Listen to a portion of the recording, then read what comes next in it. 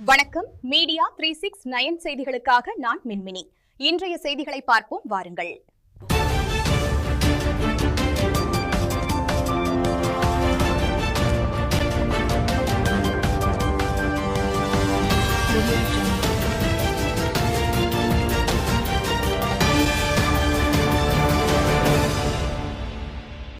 தமிழக மின்வாரிய அலுவலகத்தில் திருடு போன அந்த 18 ஹார்ட் டிஸ்க்குகள்.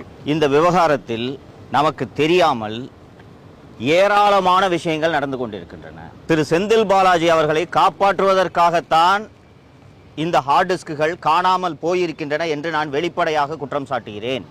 நண்பர்களே, கடந்த 30 ஏப்ரல் 2026 அன்று மாண்புமிகு சென்னை உயர்நீதிமன்றம் டிரான்ஸ்ஃபார்மர் கொள்முதல் விவகாரத்தில் மத்திய புலனாய்வு முகமையான சென்ட்ரல் பியூரோ ஆஃப் இன்வெஸ்டிகேஷன் விசாரணை நடைபெற வேண்டும் என்று உத்தரவிட்டது. ஒரு ஹைகோர்ட்டு டக்குனு எடுத்தோடனே நீங்கள் இன்னைக்கு பெட்டிஷன் போட்ட உடனே டக்குனு சிபிஐ இன்வெஸ்டிகேஷன்லாம் போட மாட்டாங்க. சீஃப் ஜஸ்டிஸ் தலைமையிலான அந்த டிவிஷன் பெஞ்சு இது மாநில அரசு விசாரிக்க கூடாது என்பதில் கன்வின்ஸ் ஆகி ஒரு உத்தரவை போடுகிறார்கள். அதற்கு பிறகு புதிய அரசு பொறுப்பேற்கிறது. மின்சாரத்துறைக்கு அமைச்சராக திரு நிர்மல்குமார் அவர்கள் நியமிக்கப்படுகிறார்.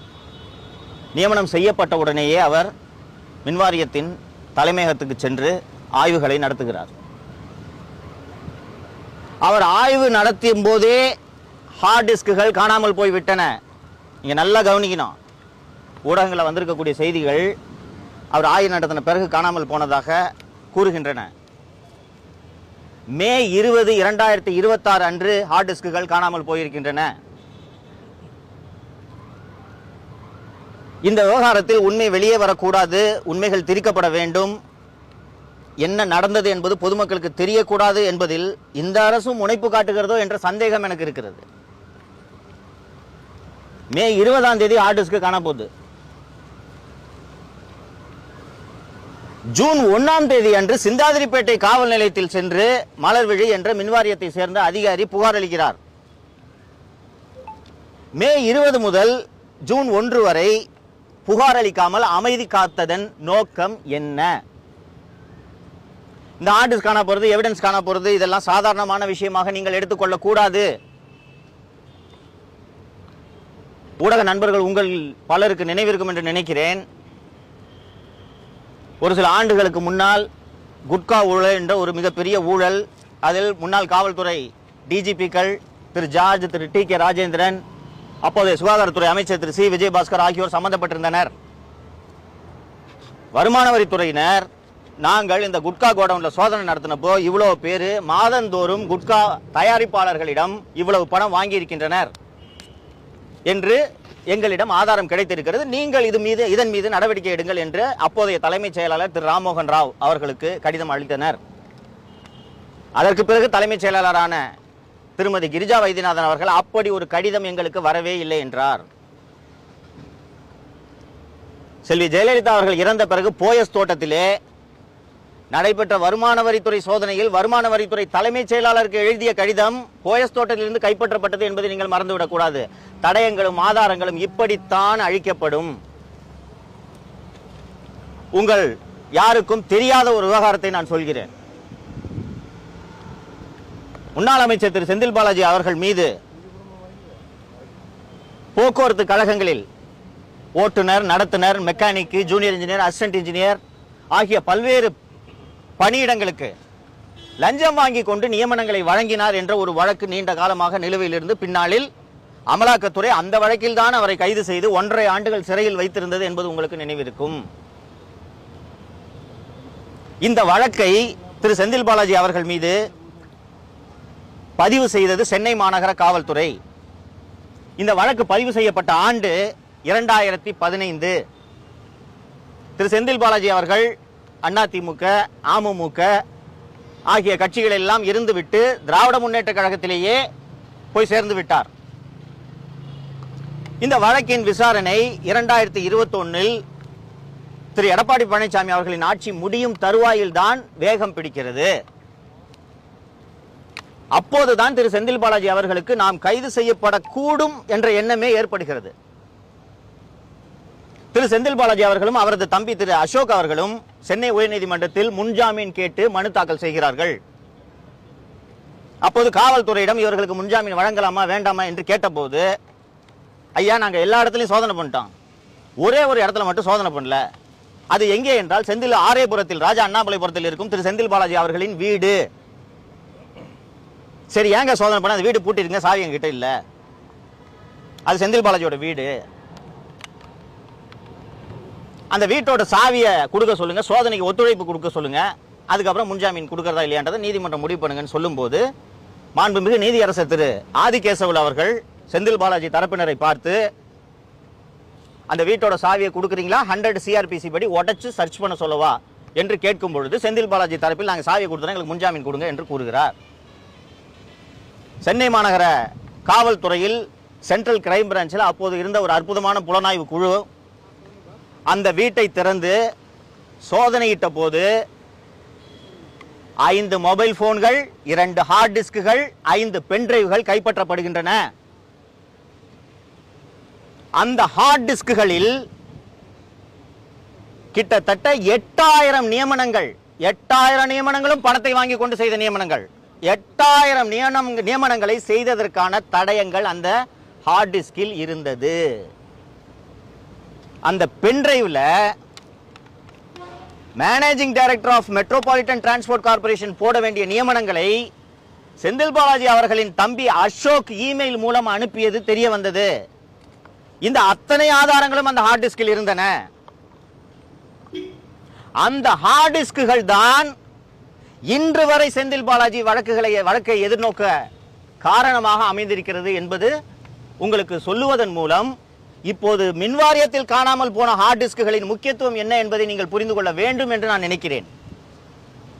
ஃபர்ஸ்ட் அமைச்சர் அவர்கள் டைம்ஸ் ஆஃப் இந்தியாவில் நேற்றைக்கு முன்தினம் முதல் பக்கத்தில் ஹார்ட் டிஸ்குகள் காணாமல் போயுள்ளன, 7வது 8வது 9 மற்றும் 10 5 7 8 10 ஆகிய மாடிகளில் உள்ள கணினிகளிலிருந்து ஹார்ட் டிஸ்குகள் காணாமல் போயிருக்கின்றன என்று டைம்ஸ் ஆஃப் இந்தியாவில் செய்தி வந்த பிறகு அமைச்சர் பத்திரிகையாளர்களை சந்திக்கிறார் இல்லைங்களா?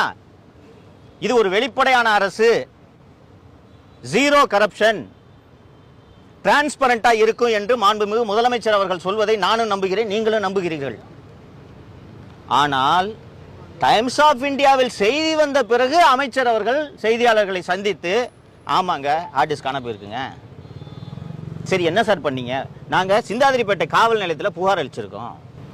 நண்பர்களே, தமிழ்நாட்டில் இன்வெஸ்டிகேஷனுக்கு என்றே இருக்கக்கூடிய பிரத்யேகமான agency crime branch CID.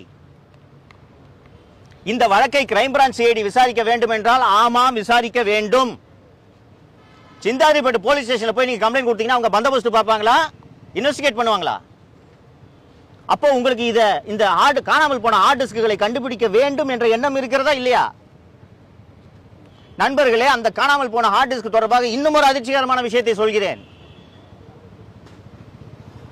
மின்சாரத்துறையில் மின்வாரியத்தில் vigilance என்று ஒரு பிரிவு இருக்கிறது. அது மின்சார திருட்டை கண்டுபிடிக்கிறதுக்கான பிரிவு. ஒரு லிமிட்டட் ஸ்ட்ரெங்க்ல தான் அது பணியாற்றுகிறது என்றாலும் அதன் தலைமை பொறுப்பில் இருக்கக்கூடியவர் கூடுதல் டிஜிபி அந்தஸ்தில் இருக்கக்கூடிய ஒரு அதிகாரி. இப்போது அந்த பதவியில் இருப்பவரின் பெயர் திரு ஆயுஷ் மணி திவாரி. நண்பர்களே, அவருடைய அலுவலகத்தில் இருக்க ஹார்ட் டிஸ்க காணாங்க. அப்போது மின்சாரத்துறை அமைச்சர் திரு நிர்மல்குமார் அவர்கள் என்னதான் ஆய்வு செய்தார்? Sir, April 30 Madras high court division bench CBI investigation transformer கொள்முதல் சிபிஐ இன்வெஸ்டிகேஷன் போட்டிருக்குங்க. அந்த ஆதாரங்களை எல்லாம் சேகரித்து பத்திரமாக கொடுக்க வேண்டியது இந்த அரசின் கடமையா இல்லையா? காணாம போச்சு ஹார்ட் டிஸ்க்ன்றீங்க. எங்க யாருங்க எடுத்தா சிசிடிவி வச்சு கண்டுபிடிக்கலாம்னு கேட்டா சிசிடிவி 4 மாடியில வேலை செய்யலன்றாங்க. சார், அப்ப என்ன சார் ஆய்வு பண்ணீங்க நீங்க? நினைக்க நெஞ்சம் பதறுகிறது தோழர்களே. நான் 18 ஆண்டுகள் லஞ்ச ஒழிப்பு துறையில பணியாற்றி இருக்கிறேன். ஒரு அரசு அலுவலகத்தில் இப்படி ஆவணங்கள் காணாமல் போகாது. இன்னைக்கு இந்த செய்தி பரபரப்பாகி அனைத்து எதிர்க்கட்சிகளும் இது குறித்து விசாரணை வேண்டும் என்று அறிக்கை வெளிவந்த பிறகு தற்போதைய செய்தியாக இன்று காலை வந்திருக்கக்கூடிய செய்தி, கோபிநாத் என்பவர் கைது செய்யப்பட்டிருக்கிறார். பெங்களூருக்கு அழைத்துச் சென்று 34 ஹார்ட் டிஸ்குகள் மீட்கப்பட்டுள்ளன என்று கூறுகிறார்கள். காவல்துறை அதிகாரிகள் இருக்காங்க, அவங்களுக்கு தெரியும் இது என்ன ஜுவல் தெஃப்டா ப்ராப்பர்ட்டி தெஃப்டா சார், பைக்கை புஷ்டம் சார் சொல்றதுக்கு. இதுல திருடு போனது ஹார்ட் டிஸ்குகளை விட முக்கியமாக டேட்டா. நான் ஏற்கனவே அந்த ஜாப் ராக்கெட்ல நடந்த விவகாரத்தை சொன்னேன். அந்த ஜாப் ராக்கெட் விவகாரத்தில் அந்த ஆதாரங்களை கொண்டிருக்கக்கூடிய ஹார்ட் டிஸ்க் திரு செந்தில் பாலாஜி அவர்களின் வீட்டிலிருந்து கைப்பற்றப்பட்டது. நான் சொல்றது கட்டுக்கதை அல்ல. இன்னும் நீதிமன்றத்தில் எங்கிருந்து அந்த ஹார்ட் டிஸ்கள் கைப்பற்றப்பட்டன என்பது அமலாக்கத்துறையின் வழக்கிலும் ஆதாரங்களாக இருக்கிறது, சிசிபியோட வழக்கிலும் ஆதாரங்களாக இருக்கிறது. இன்னைக்கு 34 ஹார்ட் டிஸ்கை கண்டுபிடிச்சோன்னு எங்களுக்கு ஒரு கதையை எங்களுக்கு சொல்றீங்களே. அந்த ஹார்ட் டிஸ்கில் என்ன ஜனநாயகன் படமா இருக்கு? உண்மையிலே ஜனநாயகன் படம் இருந்துச்சுன்னா படம் இருக்கா? வேற என்ன இருக்குன்றது உங்களுக்கு எப்படி தெரியும்? இன்னொரு கூடுதலான தகவலை சொல்கிறேன். காணாமல் போக வேண்டியது அல்லது காணாமல் போக அடிக்க வேண்டும் என்று இவர்கள் நினைத்தது ஒரே ஒரு ஹார்ட் டிஸ்க், ஒரே ஒரு ஹார்ட் டிஸ்க். அந்த ஒரு ஹார்ட் டிஸ்கை மட்டும் திருடுனா அந்த ஒரு ஹார்ட் டிஸ்க்ல என்ன இருக்குன்னா, கடந்த 5 ஆண்டுகளாக தனியாரிடமிருந்து மின்சாரம் வாங்கியதில் நடைபெற்ற அந்த ஆதாரங்கள், சூரிய ஒளி மின்சாரத்தை தனியாரிடமிருந்து வாங்கியதற்கான ஆதாரங்கள், சுருக்கமாக சொல்ல போனால் 5 ஆண்டுகளில் தமிழக மின்வாரியத்தில் நடைபெற்ற ஊழல்களின் மொத்த ஆதாரமும் அந்த ஒரு ஹார்ட் டிஸ்கில் அடங்கி இருக்கிறது. இன்னைக்கு 34 ஹார்ட் டிஸ்கை நாங்கள் பெங்களூர்ல இருந்து சீஸ் பண்ணியிருக்கோம்னு போய் இங்க நண்பர்கள் ரிச்சி ஸ்ட்ரீட்டுக்கு போயிருப்பீங்க. அங்க போய் இந்த கம்ப்யூட்டர் ரிப்பேர் பண்ற கடையில எல்லாம் கேட்டீங்கன்னா ஒரு 50 லேப்டாப் அடி போட்டு வச்சிருப்பாங்க. ஒரு லேப்டாப் காணா போச்சுன்னு சொல்லிட்டு நம்ம புகார் கொடுத்தோம்னா 10 லேப்டாப்பை சீஸ் பண்ணிட்டு வந்து அந்த லேப்டாப்ல நாங்கள் சீஸ் பண்றாங்க பாருங்கன்னு சொல்றது போல் இந்த கதை இருக்கிறது. நான் தமிழக அரசை மாண்புமிகு முதல்வரை கேட்டுக்கொள்வதெல்லாம் ஒன்றே ஒன்றுதான். டிரான்ஸ்பார்மர் கொள்முதலில் மிகப்பெரிய ஊழல் நடைபெற்றிருக்கிறது என்று சிபிஐ விசாரணைக்கு உத்தரவிடப்பட்டிருக்கக்கூடிய இந்த சூழ்நிலையில் அது தொடர்பான திருட்டு வழக்கையும் சிபிஐ தான் விசாரிக்க வேண்டும். சிந்தாதிரிப்பேட்டை காவல் நிலையமோ தமிழக காவல்துறையோ விசாரிப்பது பொருத்தமாக இருக்காது. இந்த விசாரணையின் மீது தமிழக மக்களுக்கு நம்பிக்கை ஏற்படுத்தும் வகையிலும் இது இருக்காது. ஏன் தமிழக காவல்துறை இந்த விசாரணை எல்லாம் நடத்தக்கூடாது என்று நான் சொல்ல விரும்புகிறேன், சொல்லிக் கொண்டிருக்கிறேன் என்றால், லஞ்சம் மற்றும் ஊழலை விசாரிக்க வேண்டிய துறையின் இயக்குனராக ஒரு ஊழலின் ஊற்றுக்கண்ணை இந்த அரசு நியமித்திருக்கிறது. இது தொடர்பாக நான் ஏற்கனவே பேசியிருக்கிறேன். செல்வி ஜெயலலிதா அவர்களின் அரசுக்கு எப்படி ஒரு சசிகலா இருந்தாரோ அதுபோல தமிழக முதலமைச்சர் திரு விஜய் அவர்களின் அரசாங்கத்துக்கு விகடனின் முன்னாள் ஆசிரியர் திரு கலை என்கிற கலைச்செல்வன் இருக்கிறார் என்று நான் வெளிப்படையாக குற்றம் சுமத்துகிறேன். நான் பேசிக் கொண்டிருக்கக்கூடிய இந்த தருணத்திலே கலை அவர்கள் போயஸ் தோட்டத்திலே உள்ள ஆதவ அர்ஜுனாவின் அலுவலகத்தில் அமர்ந்த அதிகாரிகளை சந்தித்துக் கொண்டிருக்கிறார். செல்வி ஜெயலலிதா அவர்களின் அரசாங்கத்தில் ஒரு நல்ல விஷயம் என்னன்னா, சசிகலா செய்யும் தவறுகளை உளவுத்துறையின் மூலமாக கண்டறிந்து செல்வி ஜெயலலிதா அவர்களே நிவர்த்தி செய்வார். அந்த ஆட்சி காலத்தில் நீங்க பார்த்திருப்பீங்க, திடீர்னு கமிஷன் மாற்றப்படுவார், திடீரென்று உளவுத்துறை ஐஜி மாற்றப்படுவார், திடீரென்று டிஜிபி மாற்றப்படுவார், அமைச்சர்கள் மாற்றப்படுவார்கள். இது என்னவென்றால் சசிகலாவின் பரிந்துரை உண்மையா இல்லையா, சரியா இல்லையா என்பதை உளவுத்துறையின் மூலமாக கண்டறிந்து மாற்று நடவடிக்கையை எடுப்பார். நான் தூய ஆட்சியை தருவேன், 1 ரூபாய் கூட யாரையும் திருட விட மாட்டேன், ஏற்கனவே திருடியவர்களை தண்டிக்காமல் விட மாட்டேன் என்று திரு முதலமைச்சர் விஜய் அவர்கள் சொன்னது எனக்கு உள்ளூர மகிழ்ச்சி அளித்தது. குறைந்தபட்சம் ஏற்கனவே திருடியவர்கள் மாட்ட வேண்டுமா இல்லையா? அப்படி அந்த திருடர்களை பிடிக்க வேண்டிய ஒரு துறையின் இயக்குனராக ஊழலின் ஊற்றுக்கண்ணாக இருக்கக்கூடிய திரு அருண் அவர்களை கலைச்செல்வன் அவர்களின் பரிந்துரையில் தான் இந்த அரசு நியமித்தது. ஏன் திரு அருண் அவர்கள் அந்த பதவியில் தொடரக்கூடாது என்பதற்கான மேலும் சில காரணங்களை அடுக்குகிறேன். நண்பர்களே, நான் லஞ்ச ஒழிப்பு துறையில் 18 ஆண்டுகள் பணியாற்றியவன் என்பது உங்களில் எல்லோருக்குமே தெரியும்.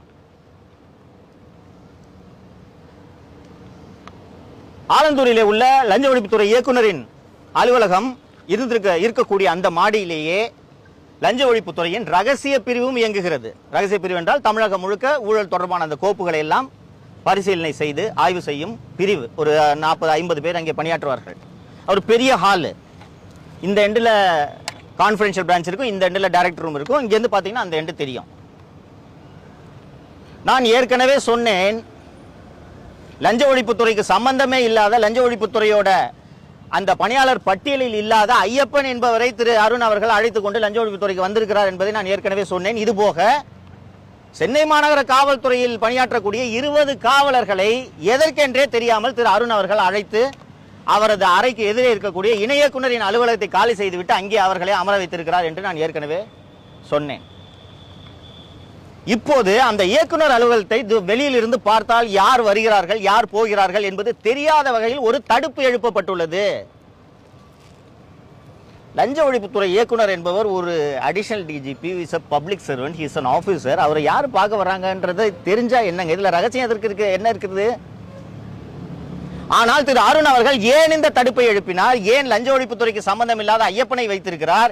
ஏன் லஞ்ச ஒழிப்புத்துறைக்கு சம்பந்தம் இல்லாத சென்னை மாநகர காவல்துறையின் 20 காவலர்களை அங்கே இப்போதும் வைத்திருக்கிறார் என்பதற்கான காரணம் தெரிந்துவிட்டது. நண்பர்களே, கடந்த அக்டோபர் 2025 முதல் அமலாக்கத்துறை 4 கடிதங்களை தமிழக டிஜிபிக்கு அனுப்பியிருக்கிறது. அந்த 4 கடிதங்களுமே முன்னாள் அமைச்சர் மற்றும் எனது அருமை நண்பர் திரு கே.என். நேரு அவர்கள் செய்த பல 1000 கோடி ஊழல்கள் தொடர்பான ஆதாரங்களை அமலாக்கத்துறை பேட்சாக அனுப்பினார்கள். முனிசிபல் அட்மினிஸ்ட்ரேஷன் டிபார்ட்மெண்ட்ல டிரான்ஸ்ஃபர் அண்ட் போஸ்டிங் கரப்ஷன் மட்டும் ஒரு பேட்ச், முனிசிபல் அட்மினிஸ்ட்ரேஷன் டிபார்ட்மெண்ட்ல நடந்த ரெக்ரூட்மெண்ட் ஒரு பேட்ச், முனிசிபல் அட்மினிஸ்ட்ரேஷன் டிபார்ட்மெண்ட்ல நடந்த சாக்கடை போடுவது முதல் கட்டுமானம் வரையிலான ஊழல் தொடர்பான ஆவணங்கள் ஒரு பேட்ச். இந்த ஆதாரங்கள் எல்லாத்தையும் அந்த வாட்ஸ்அப் சாட் இதெல்லாம் ஊடகங்கள் செய்திகளாக வந்திருக்கிறது, நீங்கள் பார்த்திருப்பீர்கள். இந்த ஆதாரங்கள் கிட்டத்தட்ட அது சில 1000 பக்கங்கள் இருக்கும். இந்த ஆதாரங்களை எல்லாம் அமலாக்கத்துறை தமிழக டிஜிபிக்கு அனுப்பி நீங்கள் இதில் ஒரு விசாரணை உத்தரவிடுங்கள், பிரிவென்ஷன் ஆஃப் மணி லாண்டரிங் ஆக்டின் படி எங்களுக்கு நாங்கள் நடத்தும் சோதனையில் புதிய குற்றங்கள் தொடர்பான தரவுகள் கிடைத்தால் நாங்கள் அதை சம்பந்தப்பட்ட துறைக்கு அனுப்பிவிடுவோம், அந்த துறை அதன் மீது நடவடிக்கை எடுக்கும், அதன் பின்னால் அதில் உள்ள சட்டவிரோத பண பரிவர்த்தனை தொடர்பாக மட்டும்தான் நாங்கள் விசாரணை நடத்துவோம் என்று அமலாக்கத்துறை தமிழக டிஜிபிக்கு கடிதம் அனுப்பியது. தமிழகத்தின் பொறுப்பு டிஜிபியாக இருந்த மரியாதைக்குரிய திரு வெங்கட்ராமன் அவர்கள் உடனடியாக அந்த ஆதாரங்களையும் அமலாக்கத்துறையின் கடிதங்களையும் இணைத்து லஞ்ச ஒழிப்புத்துறை இயக்குநராக அப்போது இருந்த திரு அபய்குமார் சிங் அவர்களுக்கு அனுப்புகிறார். அபய்குமார் சிங் அவர்கள் அப்போது இருந்த அரசியல் சூழலின் காரணமாக எந்த நடவடிக்கையும் எடுக்க முடியவில்லை. இந்த நேரத்தில் இந்த வழக்கில் சிறை செல்ல இருக்கிற எனது அருமை நண்பர் திரு கே.என். நேரு அவர்களுக்கு அமலாக்கத்துறையிடம் என்னதான் ஆதாரங்கள் இருக்கிறது என்பதை எப்படியாவது தெரிந்து கொள்ள வேண்டும் என்று கடும் முனைப்பில் ஈடுபடுகிறார். ஆனால் லஞ்ச ஒழிப்புத்துறையிலிருந்து ஒரு காகிதம் கசியாதுங்க. இன்னைக்கு வரைக்கும் அப்படிதான், நேற்று வரைக்கும் அப்படித்தான் இருந்தது. அவரால் அது என்ன ஆதாரங்கள் என்பதையே தெரிந்து கொள்ள முடியவில்லை. ஏனென்றால் என்ன ஆதாரங்கள் அவர்கள் இன்வெஸ்டிகேட்டிங் ஏஜென்சி கையில் இருக்குன்னு தெரிஞ்சாதான் கே.என். நேரு அவர்கள் தன்னுடைய வழக்கறிஞர்களிடம் விவாதித்து அதற்கான டிஃபென்ஸை பில்ட் பண்ண முடியும். திரு அருண் அவர்கள் அமலாக்கத்துறை அனுப்பியிருந்த அந்த ஆயிரக்கணக்கான பக்கங்கள் கொண்ட ஆதாரங்களை மொத்தமாக ஒரு நகல் எடுத்து கே.என். நேரு அவர்களிடம் ஒப்படைத்திருக்கிறார் என்று எனக்கு லஞ்ச ஒழிப்புத்துறையிலிருந்து தகவல் வந்திருக்கிறது. இது போன்ற அநியாயம் எங்காவது நடக்குமா? திரு அருண் அவர்கள் மீது எனக்கு என்ன தனிப்பட்ட பகையா? எனக்கு வர வேண்டிய கமிஷனர் போஸ்ட் அவர் பறிச்சுக்கிட்டாரா? ஆனால் இவர் தவறான நபர், இவரை இங்கே நியமிக்காதீர்கள், நீங்கள் நியமித்தது தவறு, திருத்திக் கொள்ளுங்கள் என்று நான் ஏற்கனவே ஒரு முறை வெளிப்படையாக மக்கள் மன்றத்திலே முதல்வர் அவர்களுக்கு கோரிக்கை வைத்தேன். இன்னமும் அருண் அவர்கள் அந்த பதவியிலே தொடர்கிறார். நேற்று நீங்கள் எல்லாம் பார்த்திருப்பீர்கள், பத்திரப்பதிவு அலுவலகங்களே அருண் அதிரடி சோதனைக்கு உத்தரவிட்டார், லட்சக்கணக்கில் பணம் கைப்பற்றப்பட்டது என்று. நண்பர்களே, ஒரு விஷயத்தை புரிந்து கொள்ளுங்கள். கொஞ்சம் ஆஃப் பண்ணுங்க. நண்பர்களே, ஒரு விஷயத்தை புரிந்து கொள்ளுங்கள். நான் லஞ்ச ஒழிப்புத்துறையிலே பணியில் சேர்ந்தது 1991ஆம் ஆண்டு. லஞ்ச ஒழிப்புத்துறையோட வேலையே இந்த மாதிரி சர்ப்ரைஸ் செக் பண்ணுறது தான். சப் ரிஜிஸ்ட்ரார் ஆஃபீஸ் மட்டும் இல்லை, ஆர்டிஓ ஆஃபீஸ்க்கு போவான், தாலுகா ஆஃபீஸ் நான் போயிருக்கிறேன். விருகம்பாக்கம் சப் ரிஜிஸ்டருக்கு நான் போயிருக்கிறேன். ஆர்டி ஆஃபீஸு இந்த அந்த மாதிரி பணப்புழக்கம் அதிகம், லஞ்சம் அதிகம் புழங்கக்கூடிய அலுவலகங்களுக்கு செல்வது என்பது அதுதான் பணி. இப்போது ஏன் திடீரென்று பத்திரப்பதிவுத்துறை மீது குறிவைத்து இப்படி ஒரு அதிரடி சோதனைகளை திரு அருண் அவர்கள் நடத்த உத்தரவிட்டிருக்கிறார் என்றால், முதல்வர் அவர்கள் பார்த்துவிட்டு ஆகா இப்படி ஒரு மாணிக்கத்தை நாம் தேர்ந்தெடுத்து லஞ்ச ஒழிப்புத்துறைக்கு நியமித்திருக்கிறோமே என்று இவரை இந்த பணியிலே தொடர அனுமதிக்க வேண்டும் என்பதற்காகத்தான் நான் மீண்டும் ஒரு முறை முதல்வர் அவர்களிடம் வேண்டி கேட்டுக்கொள்கிறேன். ஜெயலலிதாவின் சசிகலாவாக தாவேக ஆட்சிக்கு கலைச்செல்வன் உருவாகி இருக்கிறார். நீங்கள் தூய ஆட்சி நடத்த வேண்டும் என்ற நோக்கத்தில் தான் நீங்கள் சினிமாவை விட்டுவிட்டு அரசியலுக்கு வந்தீர்கள் என்பதை மறந்துவிடக் கூடாது. நான் ஏற்கனவே ஒரு நேர்காணலில் குறிப்பிட்டது போல, மக்கள் உங்களுக்கு சும்மா வாக்களிக்கவில்லை, பேரன்போடு வாக்களித்திருக்கிறார்கள். தேர்தலுக்கு பிறகு ஒவ்வொருவரிடம் ஏன் இப்படி நீங்கள் விசிலுக்கு வாக்களித்தீர்கள் என்று கேட்டால், சார் இவங்க 2 பேரும் திருடுறாங்க சார், இந்த நம்பிக்கையில் தான் உங்களுக்கு வாக்களித்திருக்கிறார்கள். அப்போது உங்கள் ஆட்சியிலேயே முதல் கோணல் முற்றும் கோணல் என்று என்ன வைப்பது போல இப்படி ஒரு பிழை நடந்திருப்பதை நான் மட்டும் சுட்டிக்காட்டவில்லை, ஊர் உலகமே சுட்டிக்காட்டுகிறது. இதை நீங்கள் சரி செய்யாவிட்டால் இந்த சறுக்கல்கள் இந்த ஆட்சியில் தொடரும். நீங்கள் முதல்வராக இருந்தாலும் உங்கள் கண்களில் மண்ணை தூவி விட்டு 5 ஆண்டுகளாக மின்சார வாரியத்தில் ஊழலில் ஈடுபட்டவர்கள் எப்படி ஆதாரங்களை அழித்திருக்கிறார்கள் என்று பாருங்கள். அப்படி இருக்கும்போது இது போன்ற தவறுகளை நடக்காமல் தடுப்பதற்கு நீங்கள் இரும்பு கரத்தை எடுத்து பயன்படுத்த வேண்டும் என்பதை நான் முதல்வர் அவர்களுக்கு கோரிக்கையாக வைக்கிறேன். அரசு இயந்திரத்தில் ஊழல் புரையோடி போய்த்தான் இருக்கும். ஆனால் ஒரு ஆட்சியாளர் மனது வைத்தால் அதை சரி செய்ய முடியும். நீங்கள் சரி செய்வீர்கள் என்ற நம்பிக்கை எனக்கு இருக்கிறது. உங்களோடு பணியாற்றக்கூடிய அதிகாரிகள் உங்களுக்கு இந்த உண்மைகளை சொல்லாமல் போகலாம், சொல்லியிருக்கிறார்களா இல்லையா என்பது எனக்கு தெரியவில்லை. சொல்லியிருந்தார்கள் என்றால், மின்சாரம் என்னைக்கு டிரான்ஸ்ஃபார்மர் ஊழலில் சென்னை உயர்நீதிமன்றம் சிபிஐக்கு விசாரணைக்கு உத்தரவிட்டதோ அன்று மாலையே அன்னைக்கு அந்த அலுவலகத்தில் ஆம்டு கார்டு போட்டிருக்கணும். ஏப்ரல் 30 அன்னைக்கு நீங்கள் போடலனாலும் நீங்கள் சார்ஜ் எடுத்தோன்னு போட்டிருக்கணும். ஏனென்றால் நடைபெற்ற ஊழலுக்கான ஆதாரங்கள் அத்தனையும் அந்த NPKRR மாளிகை, நடிப்பிசை புலவர் KR ராமசாமி மாளிகையில் தான் இருக்கிறது. அந்த மாளிகையோட 2 வாசலையும் ஆம்டு கார்டு போட்டு ஒருத்தர் உள்ள நுழைய விடாம நீங்கள் தடுத்திருக்க வேண்டும். சார், ஒரு அடிஷனல் டிஜிபி விஜிலன்ஸோட ஆபீஸ்ல ஹார்ட் டிஸ்க் திருடுவது போகுதுன்னா உங்கள் ஆட்சிக்கான அவமானம் இது. முதல்வர் சரி செய்வார் என்று நம்புகிறேன்.